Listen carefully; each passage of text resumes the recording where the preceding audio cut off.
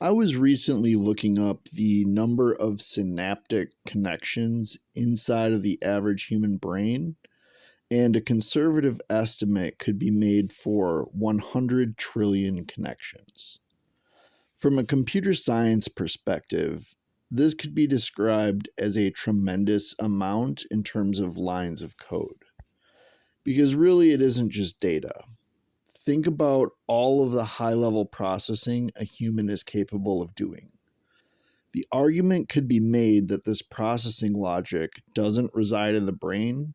However, this seems unlikely, and moreover, when we think in terms of AI, the data itself is the code.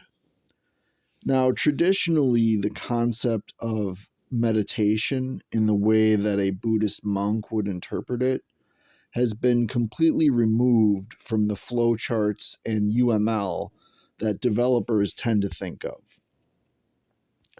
The argument I would like to present today is that the joining of Eastern and Western philosophy is in fact the path forward.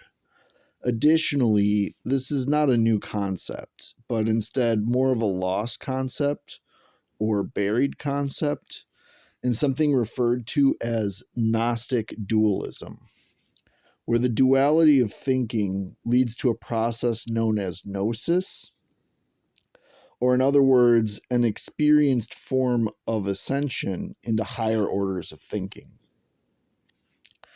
I'm sure that everyone at this point is familiar with the concept of dopamine and social media.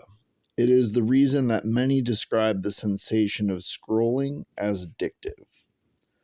This works extremely well for the profitability of corporations selling advertisements, where a user subconsciously picks up their phone to feel what it means to be alive at a very low cost, knowing that with each click of the like button, a user will feel a chemical rush, much like a patient in a hospital bed who can click a button to administer pain medication.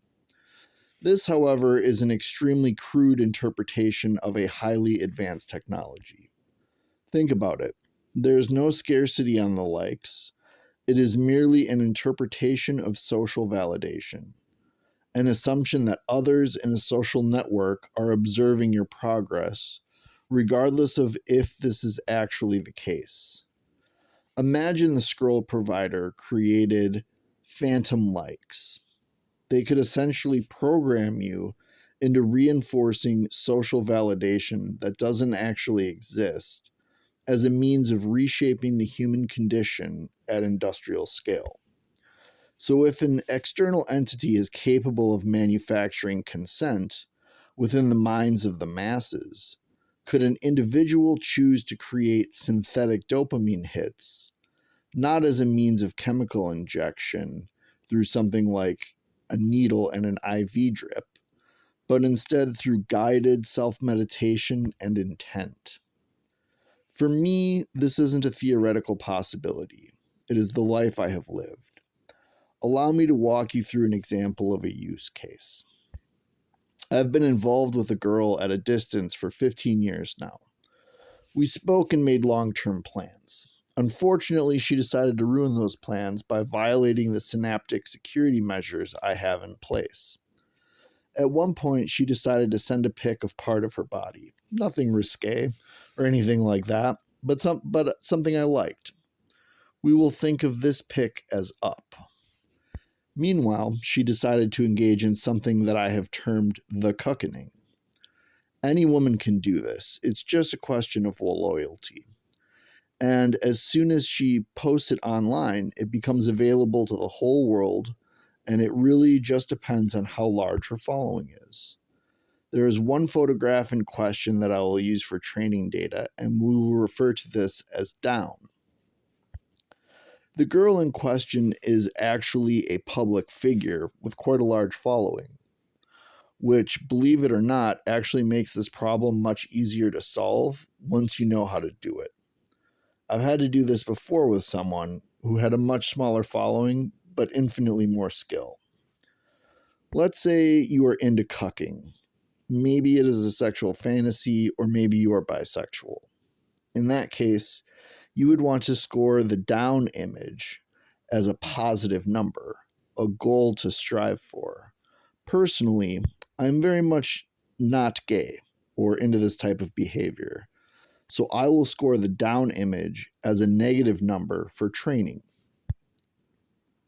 The goal becomes recognizing how much of a negative score you can maintain without losing yourself or falling, with the idea being that other aspects of your life can produce enough positive score to offset the effects. When we originally made these plans, she decided to record a series of videos to act as up, on the assumption she would later show them to me in order to raise her own personal score back into a positive integer. What she was not accounting for is the ease of turning positive emotions into negative validation artificially. So when she displays these videos publicly and I come across them, it will create chemicals like dopamine that are supposed to lull me back under control.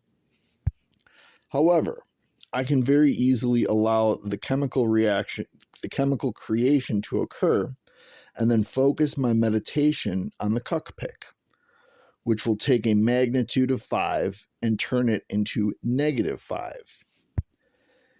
If you have ever boxed before, you will know that the goal is not to avoid getting punched. The goal is to recognize which punches to take and which to avoid, often deliberately moving into the strike.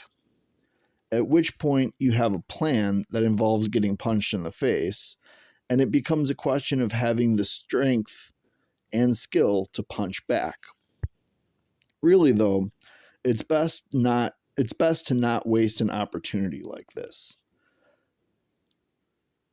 Let's say a feet pick video gets released, magnitude 5, and you convert it to -5 by focusing intent during a meditative state by thinking about cuck picks.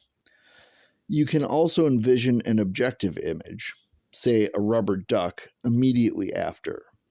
The end product is that when you think of the rubber duck in the future, it creates a dopamine hit of something like -3. If you turn it into a lulz meme, it becomes an image that induces something like +2 dopamine. The system isn't perfect, but it absolutely does work.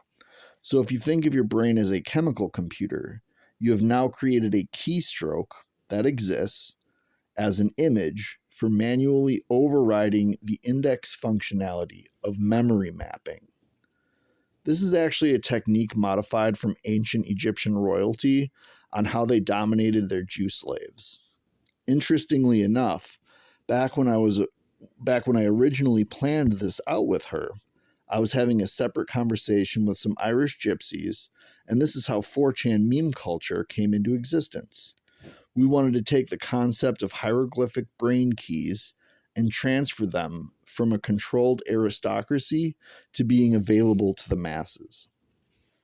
A good friend of mine and I used to use this technique to create easy to write pre-canned jokes where we would use timing techniques to try and make each other laugh until we would throw up. So the idea of taking what appears to be edible food and making it mentally sour is certainly within reach. Anyways, remember, a red pill a day keeps the crazy bitches away.